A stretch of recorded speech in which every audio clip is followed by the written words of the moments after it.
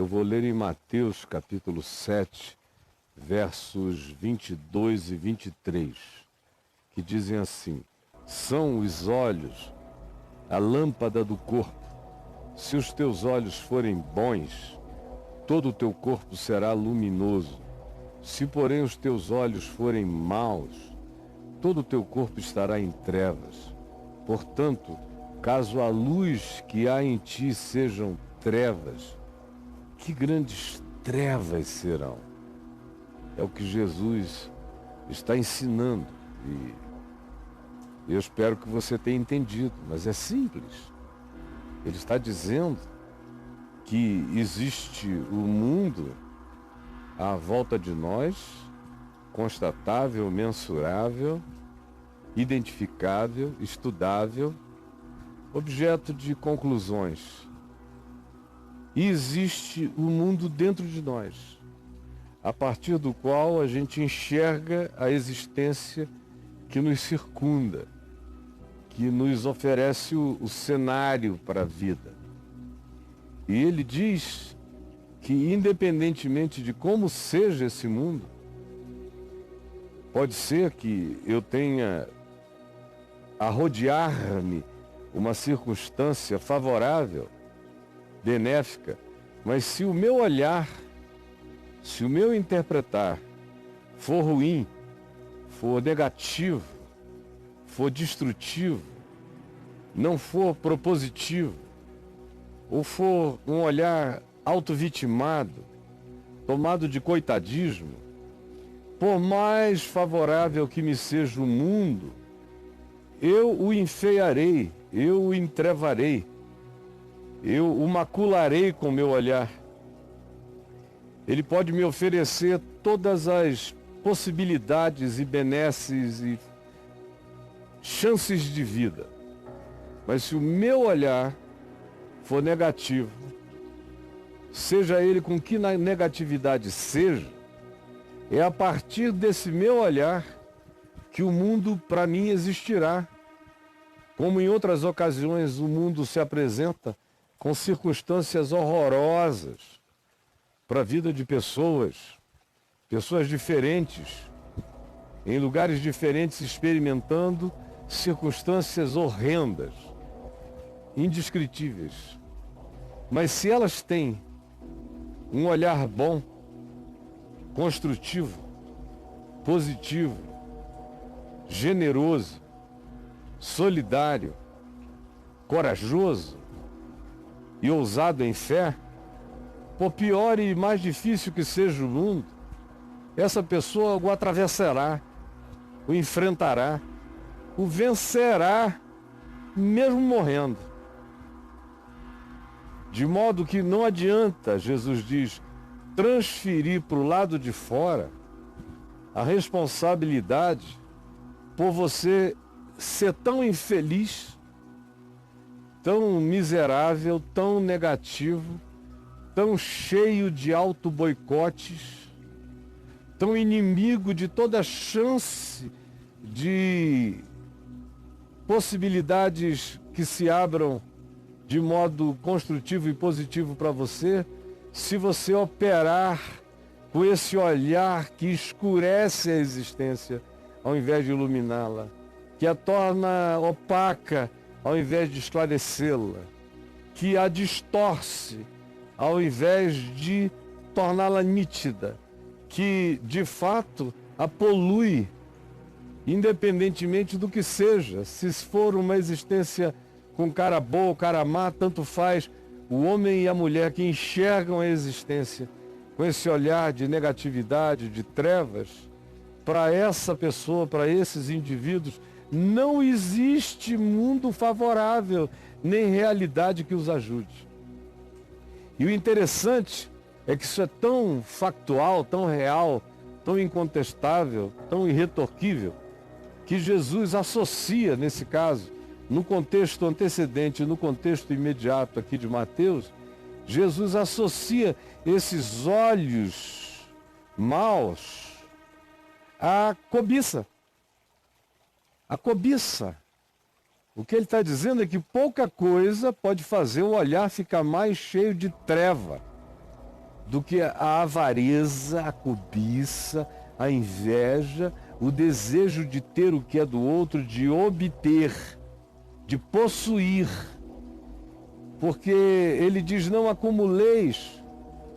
Acumular é a palavra que caracteriza o ter sem se satisfazer, o possuir sem se contentar, o obter sem que seja o bastante jamais. É carregar essa insatisfação própria da cobiça, da avareza e do desejo, que produzem na gente insaciabilidade e um descontentamento que existe em função da posse de mais, seja dinheiro, seja poder, seja fama, seja tudo aquilo que você chama de meu tesouro. Se você vive para isso, se o seu sucesso é acumular, é ter, é poder dizer, eu sou porque eu tenho, eu conquistei, eu obtive. Jesus disse que isto enterra o nosso olhar. Enterra. São tesouros sobre a terra que enterram o nosso olhar. Você que só pensa em coisas que possa possuir, Jesus diz, são as mesmas que a ferrugem come e os ladrões roubam. Não coloque o seu coração nisto que não dura, que não fica, porque você ficará escravo da posse das coisas que se deterioram, e com a deterioração daquilo que você chamava de meu tesouro, deteriora-se toda a sua esperança, todo o seu olhar prospectivo e perspectivo, porque você não tinha um olhar, você tinha uma cobiça, uma fixação, você tinha um toque, um transtorno obsessivo compulsivo, nesse caso por dinheiro, por posse, por obter. Outros têm por outras coisas. Os tesouros da gente têm muitos nomes e muitas caras, mas são as nossas commodities existenciais. Jesus disse, ao contrário disso, façam acumulação de coisas imponderáveis, tesouros no céu, riquezas intangíveis, que os olhos não veem e que só cabem no coração, onde a traça nem o ferrugem corrói, no coração onde ladrões não têm o poder de arrombar, de escavar, de nos despossuírem do que é nosso, porque é um tesouro que está para além do alcance da mão e da visibilidade de terceiros. Isso sim, que tem significado eterno. Guardem no coração. Por quê?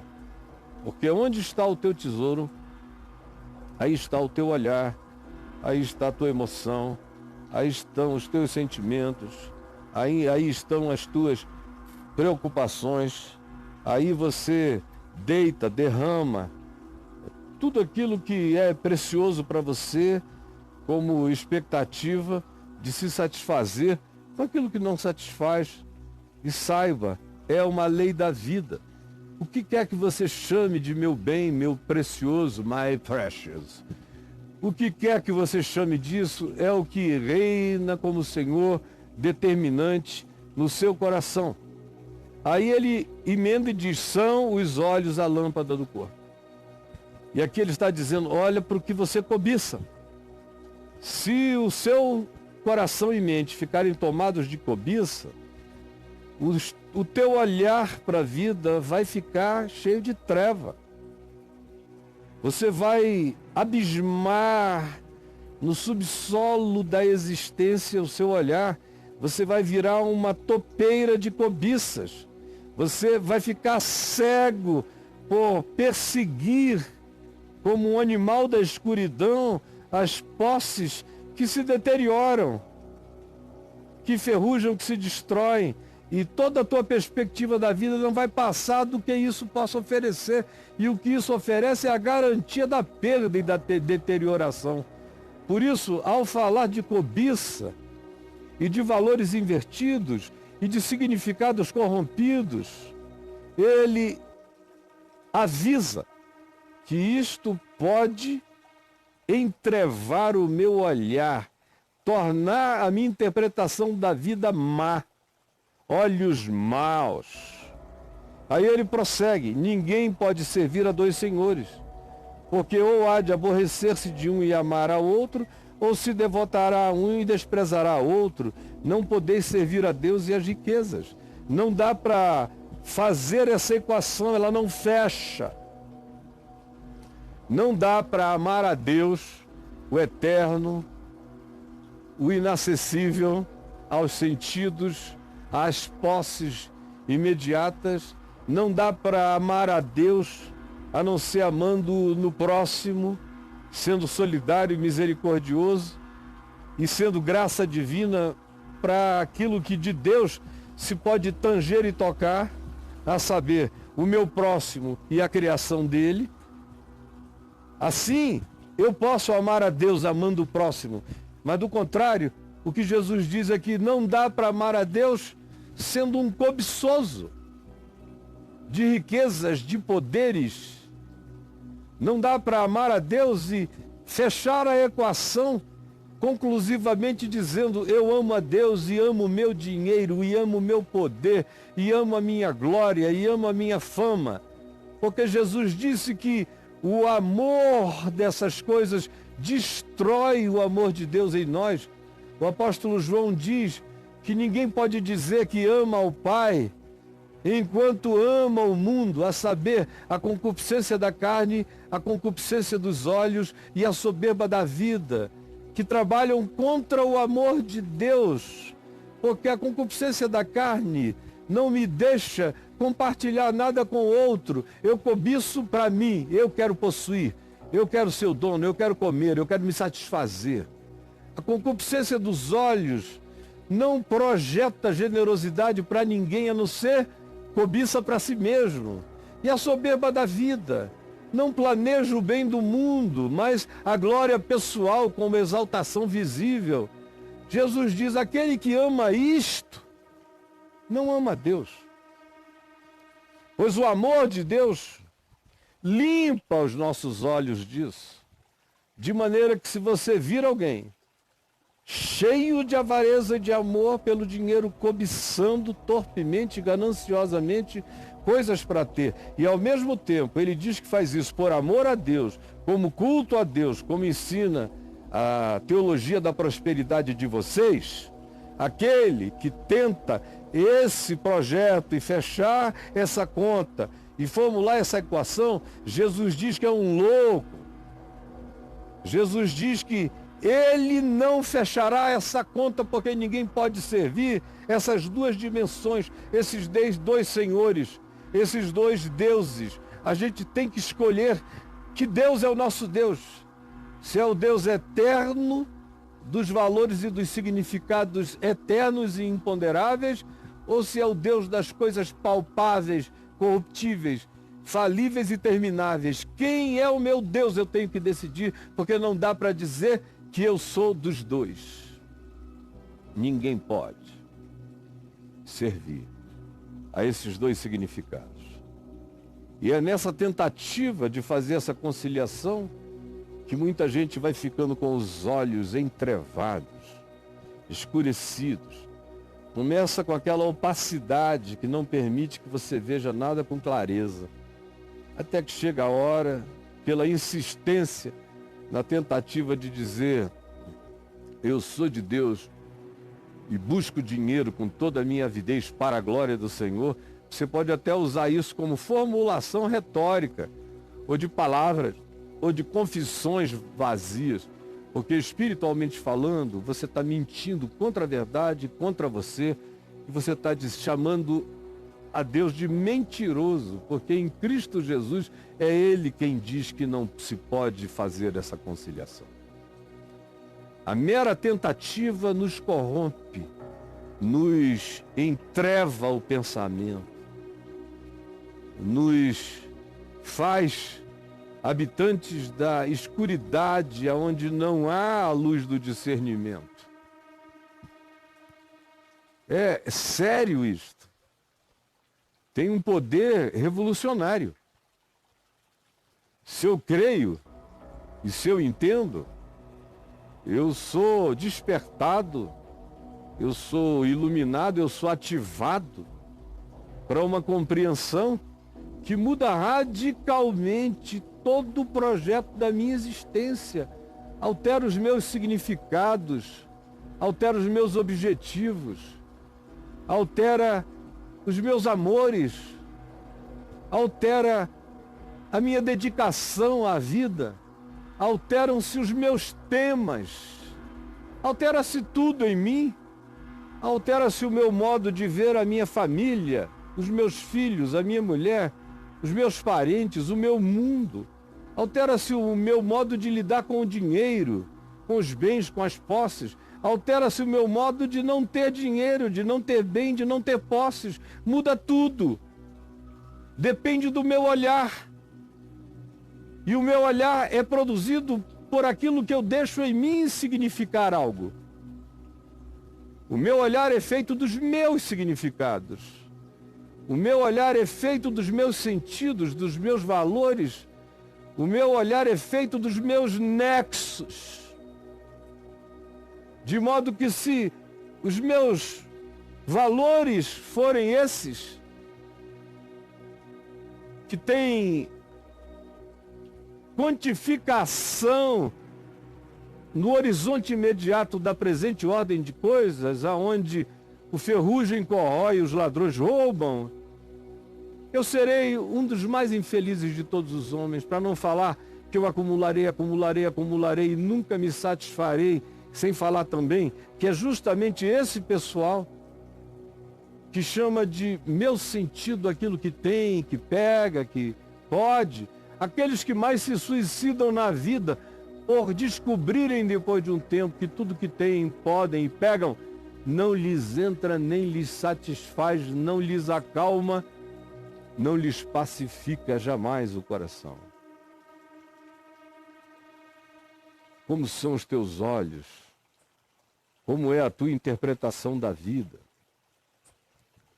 Os olhos, o olhar, são a iluminação da minha vida, são os faróis da minha existência. Eu ilumino o mundo com os meus olhos. Não é o mundo que me impressiona. Quando eu tenho os significados de Deus, do Evangelho, de Cristo em mim, os meus olhos iluminam o mundo. Se espiritualmente você pudesse olhar para mim e me ver, você veria as luzes e os faróis que saem dos meus olhos para onde quer que eu olhe, porque eu sei quem é o meu Senhor, quais são os meus significados, ao que eu sirvo, ao que o meu ser está entregue e dedicado, ao que eu chamo de meu Senhor. É a partir daí que eu ilumino o mundo.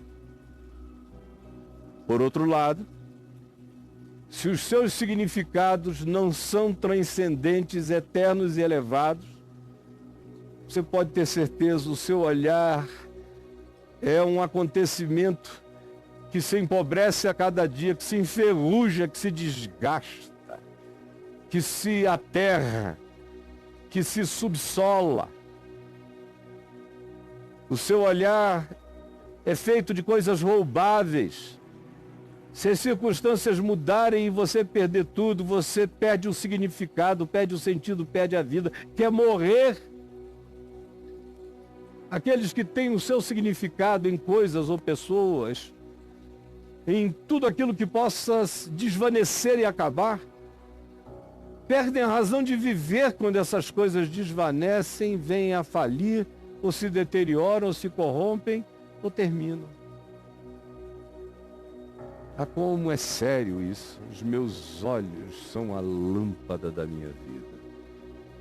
A luz da minha vida é feita dos meus significados, valores, sentidos, escolhas.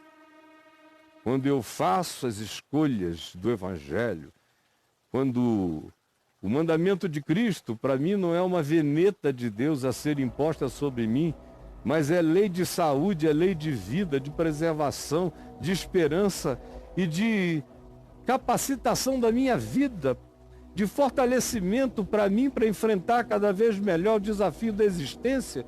Quando o mandamento de Deus não é penoso, ao contrário, é saboroso, porque é lei de amor, de graça, de vida, de verdade, de justiça, de domínio próprio, e eu busco praticar isso para o meu bem e para o bem dos outros, isso acende a luz eterna em mim. Isso me faz ter um olhar que projeta como um farol a luz da esperança, da vida e da verdade e da justiça onde quer que eu olhe. Isso é eterno e ninguém tira de mim. É um valor inarrancável quando passa a ser minha consciência e minha fé. Por outro lado, quando você vive, tanto faz, se da cobiça, como no contexto antecedente, descrito por Jesus, ou de qualquer que seja outra atitude amargurada, ou auto-vitimada, ou coitadista, seja qual seja o nível de negatividade, os teus olhos vão ser trevas e vai somar a treva do mundo com a treva do teu olhar. Jesus diz que grandes trevas serão. Fica insuportável. Quando eu somo o Evangelho à minha determinação de obedecê-lo, eu ativo uma luz, um farol, com luz eterna, olhando para o horizonte da presente existência, e aonde eu olho se ilumina. Mas quando a minha equação existencial é um mundo desgraçadamente feito de concupiscência da carne, de concupiscência dos olhos e de soberba da vida, e eu adiciono a isso tudo a minha cobiça ou a minha negatividade, a minha depressividade, a minha pena de mim mesmo, a minha autopiedade, a soma disso é essa existência que você está vivendo. Sem sentido, oca, com vontades semanais de se matar. No mínimo uma vez por semana você pensa em morrer, não é? Por quê? Porque os seus olhos são maus. Aí você me pergunta, pode um homem bom ter os olhos maus? Ou pode um homem bom ficar com os olhos maus? E a minha resposta é sim. Eu já vi muita gente boa ficar impressionada, seja com o dinheiro, com o poder, com a fama, e depois de uns anos você encontra aquela pessoa que na adolescência, na juventude, foi uma pessoa tão legal, tinha uns olhos bonitos, olhos espirituais luminosos, mas que foram ficando opacos e depois foram se entrevando, e tanto mais quanto a pessoa se entregou obsessivamente a certas buscas, mais se escureceu a ponto de que se tornaram olhos maus. Depois de um tempo você não reconhece mais a pessoa. E podem pessoas de olhos maus terem, pela graça divina, o seu olhar transformado e iluminado? Tudo é possível ao que crê. E tudo é possível àquele que, entendendo e discernindo, determina enfrentar, mudar a circunstância interior, a circunstância mental, a conjuntura, o ambiente mental, e decide dar razão a Deus e negar razão à sua negatividade mental. Esse pode ser transformado e ganhar um olhar iluminado. Esse é o processo de despertamento, é o processo de iluminação, é o processo de ativamento da consciência a partir do Evangelho.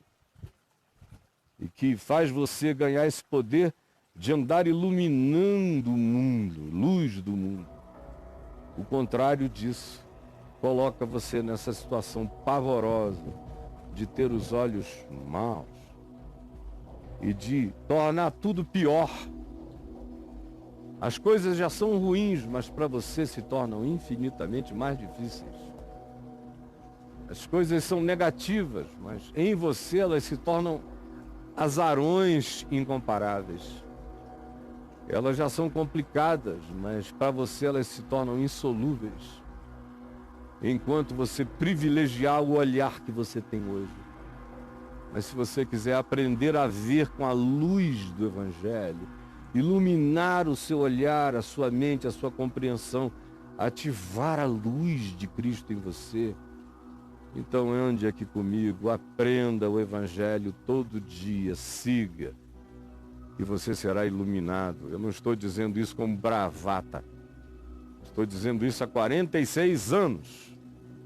E milhões são testemunhas de que o que eu digo em nome de Jesus se torna verdade na vida de quem crê e pratica.